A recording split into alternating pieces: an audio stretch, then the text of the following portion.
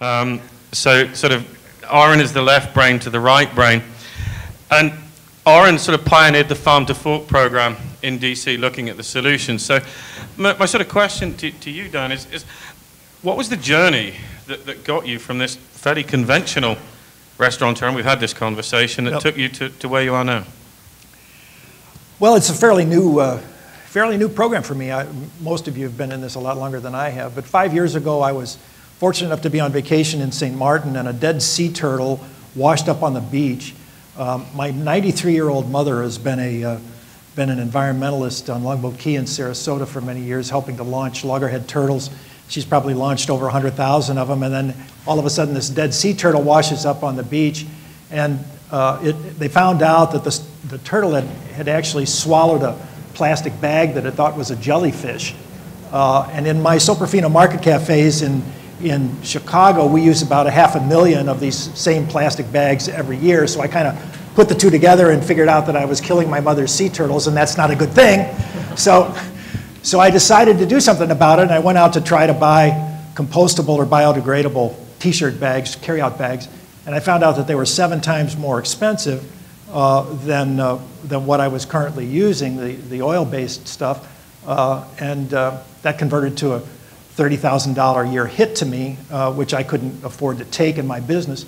And I decided to do something about it, and the end result was working with the laws of supply and demand to create an increased demand for these types of product. We reached out into the restaurant community and founded the Green Chicago Restaurant Co-op, and now we have over 300 members and 150 affiliate members that are all out there trying to buy a little bit more sustainably and get educated a little bit better about some of the problems and opportunities that are out there. So that's how we got started with it, and it's sort of mushroomed into something that included sustainable meat program.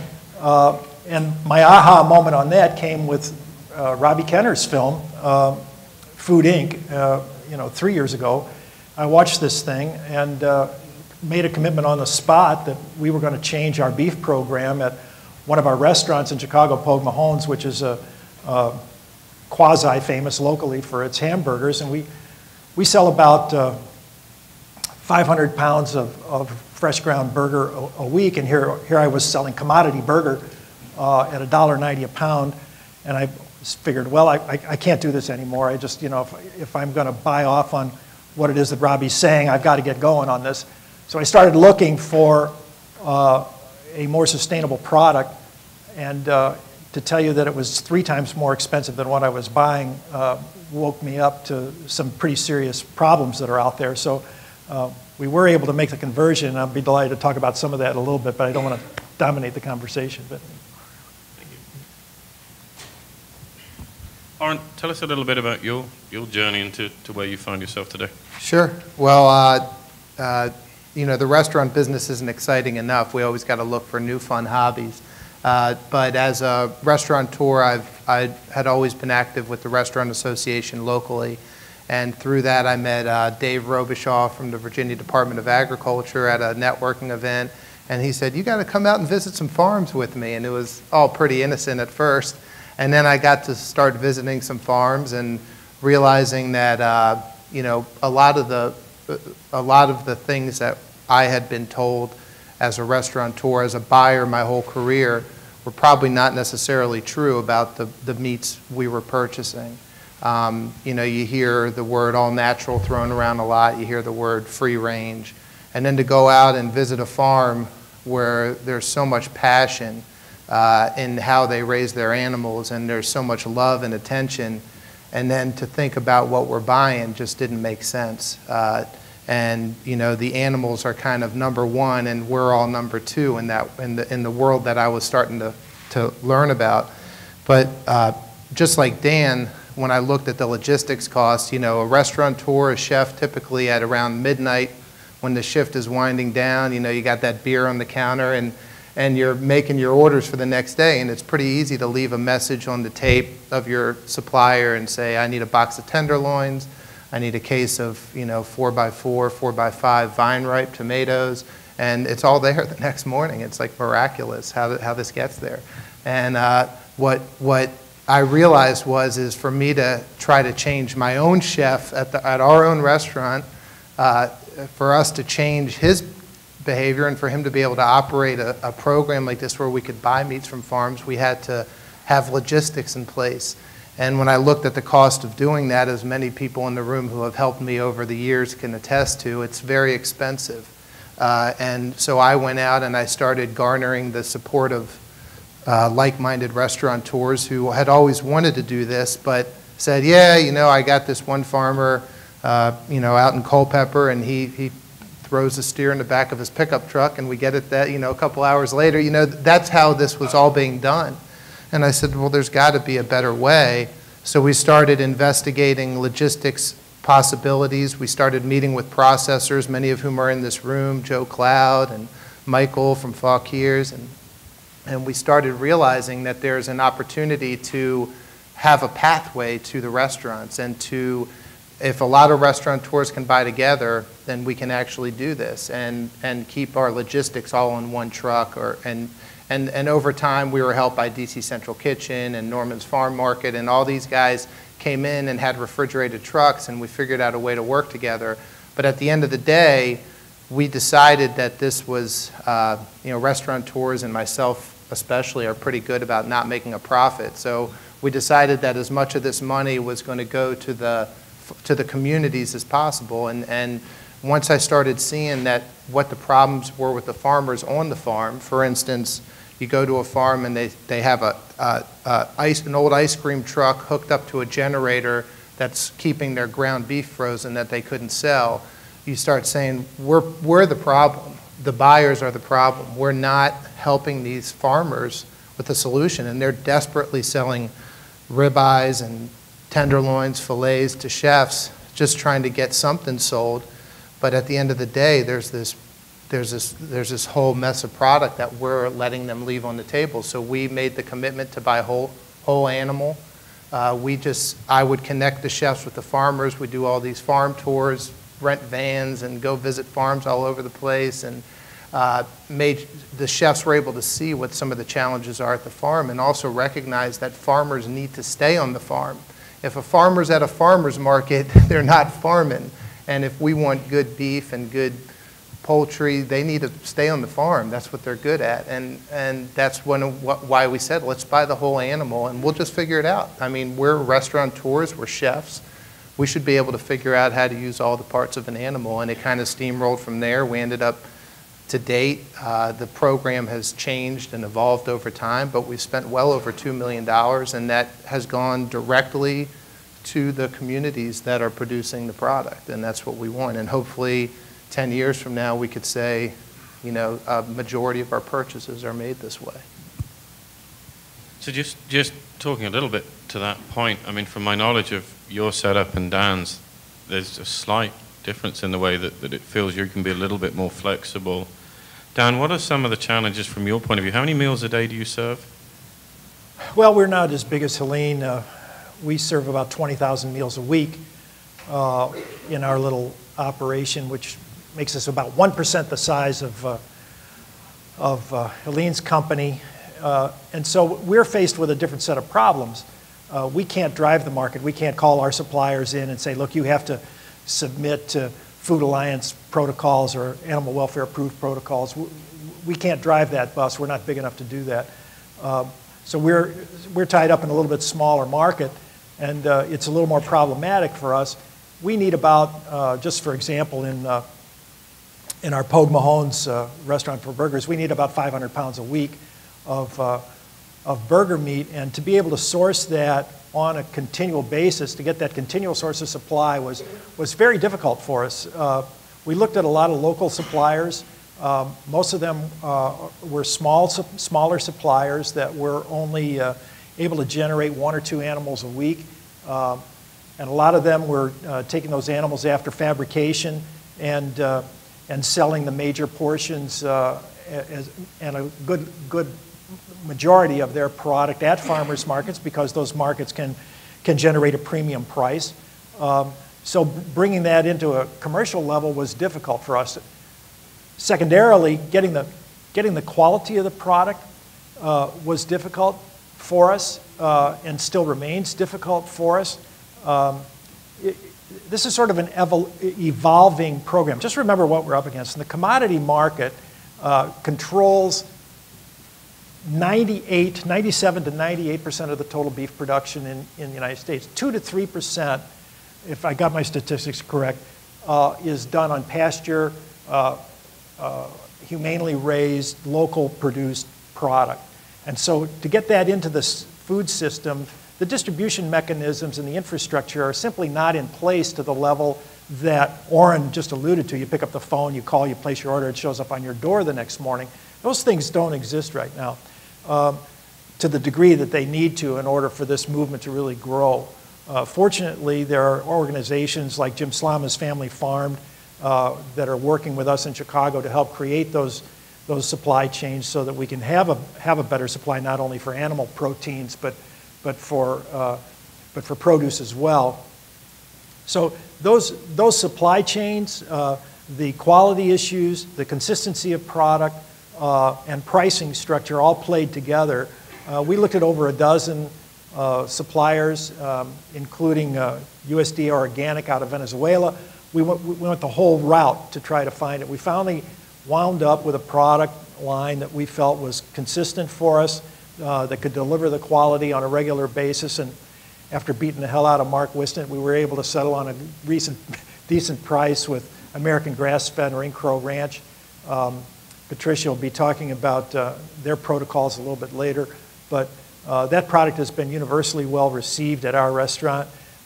Curiously enough, we ran it blindly, and this is for the chefs in the room. We ran our product, we made the conversion from commodity beef to grass-fed beef and ran it without telling anybody. We told the servers, but we ran it without telling the general public that the product was a grass-fed beef product for 30 days prior to committing to a conversion. And we asked for customer feedback throughout that 30-day period.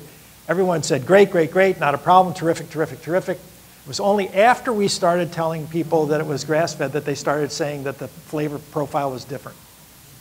So it's very interesting that one of the things that happens with consumers that, and I think the same thing is happening with chefs. You know, we're going to be talking at Chefs Collaborative next week down in New Orleans, and I think chefs are experiencing the same thing. If you just let them taste the product, and they understand how clean it is and how refreshing it is and how you don't walk away after having your burger with that bloated feeling, that that they've really got a wonderful product that has great mouthfeel, great texture, and great flavor to it. So we've had our challenges along the way, and I'm pleased to say that I think that we're headed in the right direction.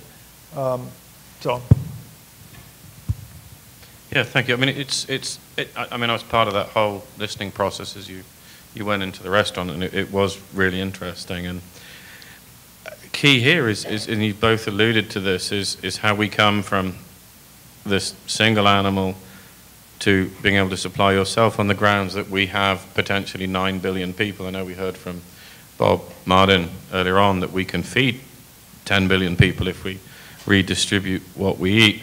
But let's take this to the next step. How are we going to get this product, what's needed from your point of view to take this product into that next level where we can be using marginal pastoral systems and we can be focusing on the needs of the animals and the needs of the farmer rather than the needs of the corporate shareholder? What does that sort of feel like? What's needed to make that happen? Well, I think one of the key connections is chefs still need to be able to get on the phone and make a call. And we've found with our program that distribution and distribution companies are the key to that, where we'd love to be able to say, well, we'll all get a truck and hire a driver. At the end of the day, you have distributors and broadline distributors know how to handle chefs. They know how to handle payments. They know, for the most part, how to market a product. And the logistics issues are a lot of what we stumbled on initially. And then we had a great program going, but once you want to get into once you want to split up an animal with another restaurant, at that point it becomes it's out of our league. And we tried to do that, and it literally involves a restaurateur getting on the truck and saying, this goes to restaurant A, this goes to restaurant B, this goes to restaurant C. Is that chuck or round? I can't tell. You know, so that's where we need to get that supply chain, which is existing in there. And on the other hand, from the farm perspective, you know, farmers, for the most part, are not accustomed to creating an invoice and then waiting to get paid for it. Distributors help to alleviate some of those issues as well, and that's just a real-life problem in dealing with the restaurant industry. So we found that by moving to that type of environment, we can still commit to the whole animal in most cases from the farmer, but we can then use the existing distributors in the marketplace to help take that to a wider audience. But the real question too is are chefs and restaurateurs willing to pay the price, literally? And that comes from ownership, and that comes from management. You know, I know, having managed many chefs in my career, you know, the first question you're usually asking is, why is your food cost high this month? And then the question is well, how, you know, let's talk about quality and the direction of the menu. You know, we have to start the question as, just like Bon Appetit is doing, where are you buying your product from? And then how do we make that work, given we need to be profitable, so how do we make that product work? And as we've talked about over the years, you know, chuck roast, you know, does not have to be a burger. It can be a $25, $28 entree. And you just have to challenge and encourage chefs to create that. What does chuck roast look like as a $28 entree? Because how much truffles do you put on it?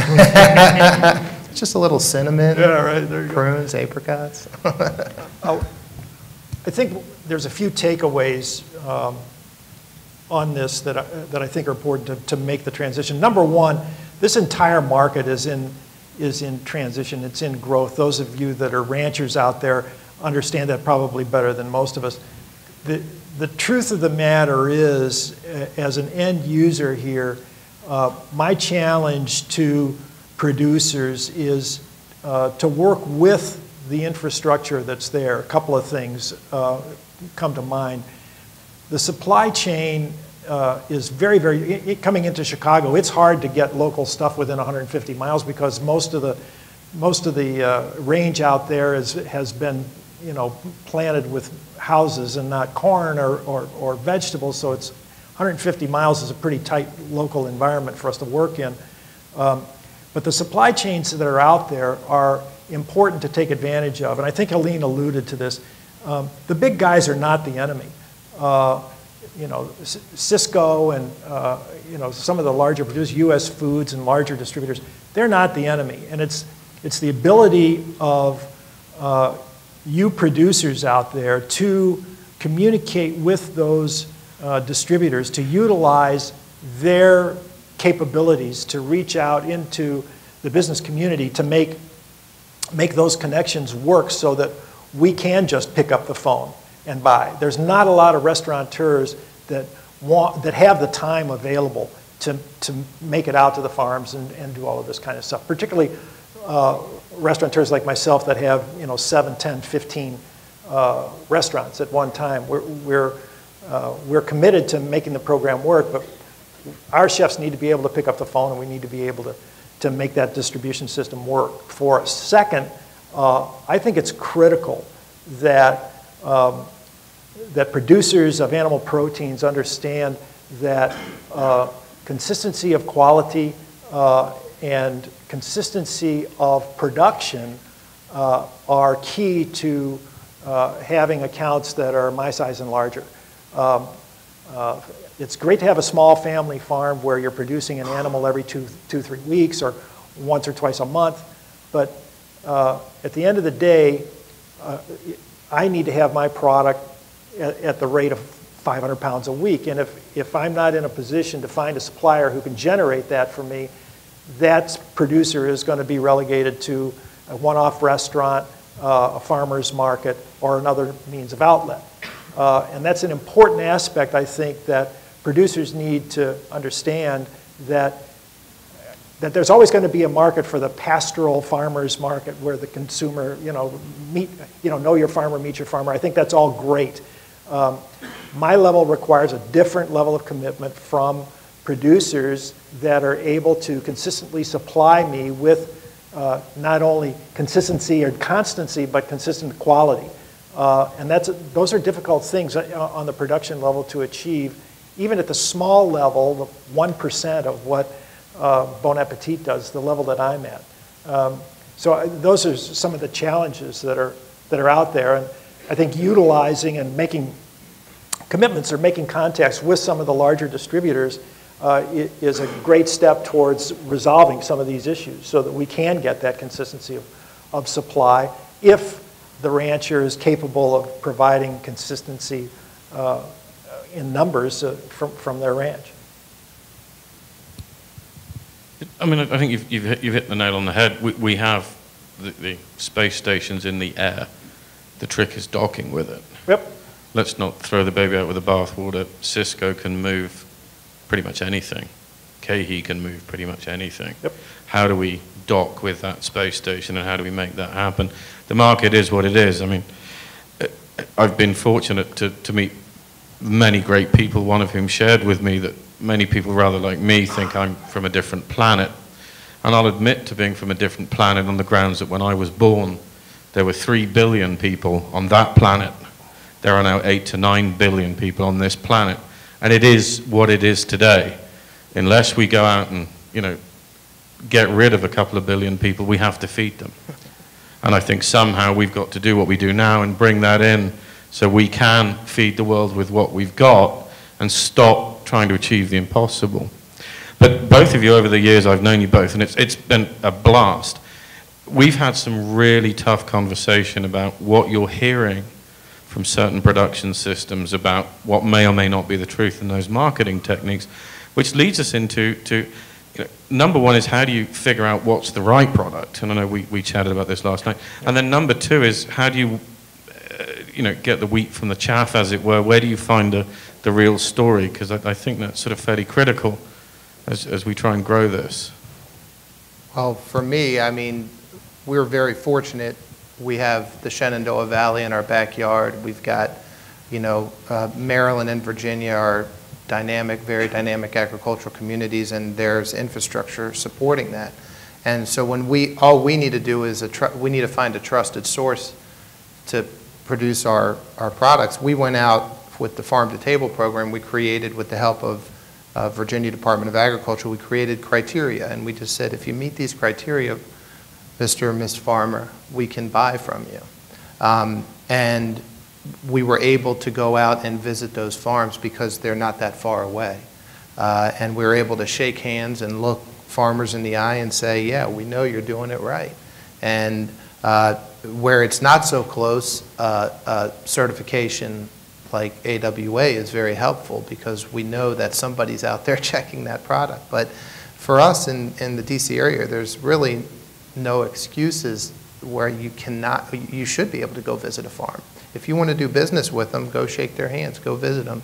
It's just as easy as, a lot of times people come to you, and yes, farmers do come into the city, and I've brought a lot of farmers into the restaurants and had them meet chefs and all that. But at the end of the day, we need to see what they're doing. And you need to go shake their hand and say, we're going to have a relationship here, and that relationship is built on, in many ways, trust. And part of that means that you're not afraid to walk me around your farm. You're not afraid to show me everything that you do on your farm. And I'm not afraid to put pictures of your farm on my website because I'm proud of it. And that's really the connection at that basic level of trust and partnership. And however you can achieve that, I think that's how it's done right now, at least.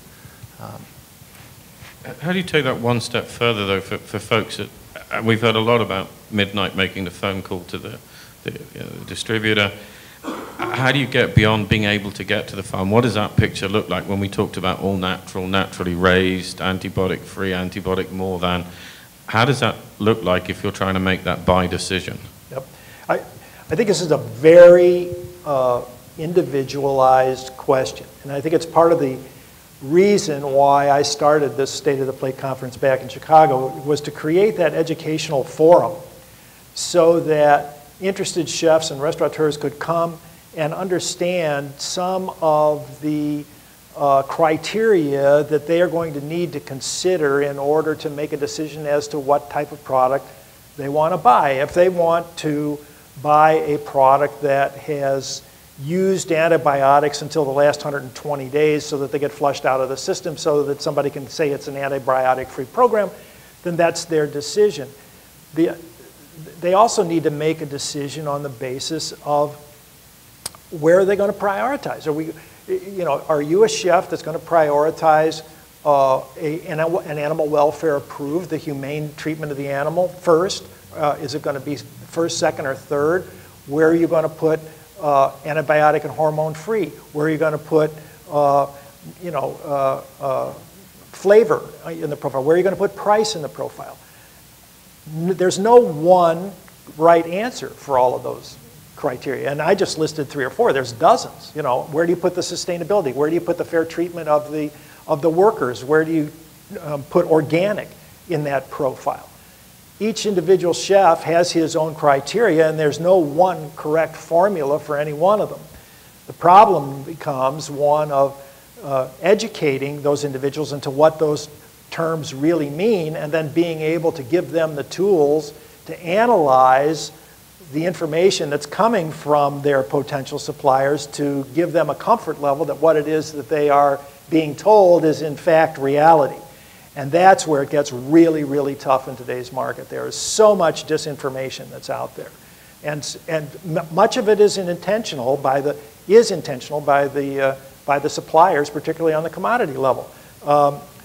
Was the handout there about the National Beef Program, is that in everybody's? That's in everybody's. Yeah, that's a classic example. I was approached by National Beef to buy these products, and it wasn't until we actually drilled down into it and found out what their protocols were that we wound up rejecting it. As a matter of fact, the very dinner where I met Patty Wisnett and started this entire conversation about beef, we were going to serve that product because our chef had bought it to serve to this dinner of beef ranchers, and that afternoon, this is a true story, that afternoon I thought, man, I better go on a website and find out exactly what this means. And I drilled into it and found out the protocol of what it is they're using, as Andrew states on this document that you have in front of you. And I put the stops on it immediately and picked up the phone and called my meat supplier and said, look, you got to get me Michelle Dietzler's Dietzler Farm locally produced product in here in an hour and a half. They did it so that I wouldn't embarrass myself in front of these ranchers by serving a product that didn't meet the criteria that I thought it met. And that's a huge challenge out there for anybody who's an end user. I'm sure you fall into this problem a lot. So one of the things we do at the Green Chicago Restaurant Co-op is try to provide the type of information that you're being provided with here this afternoon on a regular basis, not only in terms of animal proteins, but everything from cleaning supplies to fish. And there are huge challenges out there for everyone to try to figure all of this stuff out. So if we can be a clearinghouse of this information for chefs and restaurateurs in the community, we think we will have done something valuable.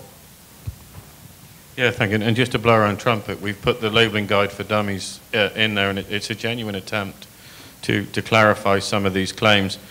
There are a number of, let's just talk to animal welfare organizations that claim they're certifying positive animal welfare. One of them allows the caging of hens, which we're all pretty much convinced just is unacceptable. 2 of them don't even look at the slaughter plant, and a vast number of them do allow confinement feeding. So we really encourage anybody who's looking to make that buy decision to arm yourself with the information. What we've tried to do and what my team's tried to do for us is to drill into it and try and cover the most commonly made claims. It's not all of them. And it's my relationship with Dan, where Dan sort of sent me an email at 3 o'clock in the afternoon saying, hey, what do you think of this? And I spend the next hour thinking, how do I write Dan a positive email? How do I send Dan an email that says, hey, brother, this is okay to buy? Because I'm the guy that sends him the email saying, actually, you shouldn't go near this because. But we're sort of tight for time, so just give us a couple of minutes here.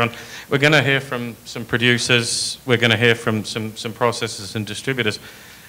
What do we need them to speak to when we're listening to them on the panel? Go ahead.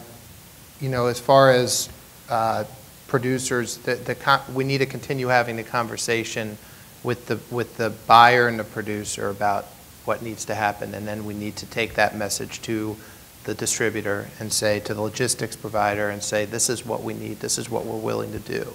And then that person, holds everyone's hand and says, this is how we're going to do it, and I'm going to make sure the rules are kept and keep the peace and all that. But we need chefs to be chefs, and we need farmers to be farmers. And if we keep trying to bring chefs to the farm and keep trying to bring farmers to the kitchen, that's great a couple times, but at the end of the day, that's good in the beginning, but then we've got to be able to let the process work. But the last thing I think we should be doing as buyers is saying, this didn't work with this farm, let's just find the closest commodity all-natural program I could go to that claims they're all-natural and just start buying from there as a stopgap. You've got to try a little harder. Just like you try a little harder when your restaurant's business slows down a little bit, you try a little harder to bring customers in. Well, if something's not working with your supply program and you're trying to buy the right product for your customers and market it, then you need to try a little harder. And sometimes it does take a lot of work. I've always said to buyers and to chefs and my colleagues, this is not hard, it's just completely different from how you do it now. I think that the charge that I would give to producers is simple. Embrace a quality third-party certification program. And the reason I say that is because I fry hamburgers for a living, okay? I don't have the wherewithal, the brain power, the scientific knowledge, the intelligence, or time to go out and determine whether or not your claim of antibiotic or hormone-free use is in fact reality. It is very important to me that that claim be true. Therefore, I and everyone in our co-op, we have a set of criteria that says you must have an independent third-party certification to prove that your claim is in fact reality. I don't care whether it's AWA, I don't care whether it's Food Alliance, I don't care in the case of paper supplies whether it's SCA. We have a list of about 30 independent organizations that provide third-party certifications not only for animal protein production, but paper towels and cleaning supplies and everything else. You have to be able to meet those protocols. Then it makes it very simple. For somebody to say, I am USDA organic certified, then I know you're antibiotic and hormone free. I know that you're not using any genetically modified feeds. That makes it real simple for me. So I encourage farmers and ranchers to embrace a third-party certification program that is credible and reliable. Dan, Oren, thank you. And I know you're going to lead some panels and make those questions. Briefly, any questions from the floor for Dan or Oren? Wow. They've done. They ate and we put them all to sleep. Yeah, I think they ate too much and they've gone to sleep. Oh, no, hang on, we've got one coming in from the left field. I think, from my point of view, my experience with both these gentlemen is their drive and their passion to make a change, but they're also applying market-driven factors to how they're impacting that change. Pam Hess from Flavor Magazine again. Oren, could you guys talk a little bit about what the previous speaker mentioned, that pork has been behind grass-fed beef in being improved nationwide, the availability of pastured pork, why that is, why pork was slower? And then could you also talk just specifically for maybe particularly restaurateurs here, how much different the cost is in going with a local farm versus a... I think people would. And it'd help people be willing to pay more for it in a restaurant that serves this way. Yep. On the beef pork front, I think it's actually the fact that beef cattle start in a fairly positive system, in so much as mama cows are kept on range and most of the carving happens on range, and it's only the final 90-day feeding that happens in confinement. Whereas in hog production, day one starts with being born, stuck in a crate, staying in a crate, giving birth in a crate, and then going off to be turned into some product that's indescribable. With pasture production, there is significant investment. It doesn't exist, so it's slightly behind. I would argue with Helene slightly, although she's not here to argue back. I'm not convinced it's as far back as it is. There's some fantastic free-range pastured pork producers farming to higher standards out there. It's just the volume of animals that we're consuming. I think the US is very close to 10 billion in terms of the numbers of livestock that die on an annual basis. So, pork production is behind. The systems exist, and it will take over because pork production is not sustainable. North Carolina is a complete poisoned mess thanks to hog production. I think there's another element involved as well. If you just follow the money, the center of the plate programs, the amount of beef that's consumed in America today far exceeds the amount of pork. I don't know, it's 5, 8, 10 times. And so where the money is where the beef is, and where the demand for sustainably raised animal proteins is centered towards beef, because that's what the consumer is demanding. Pork has probably lagged a little bit behind. I think it's probably a combination of those factors. Do you want to talk about price, or do you want me to? I'll go quietly throw up in the back, and then we can talk about price. I wonder if maybe you could both talk about price on the panels you're on a little later. Okay. Does that work for you? Because I think you're going to learn about cost of production as well as price. I will say one thing with regards to pork. In this area, I've never had a problem finding amazing pork on a steady basis, forage-fed, raised out in the open, not penned, eating acorns, and it's not expensive.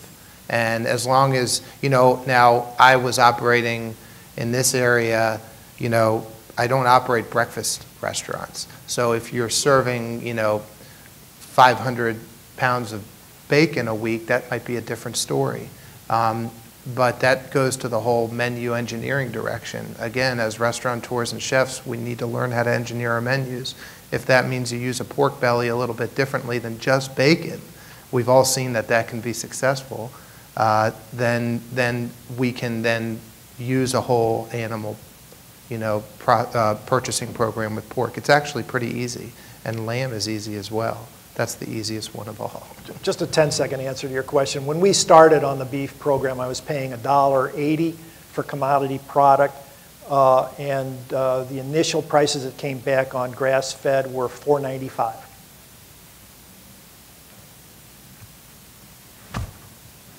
I see a chef with a hand up.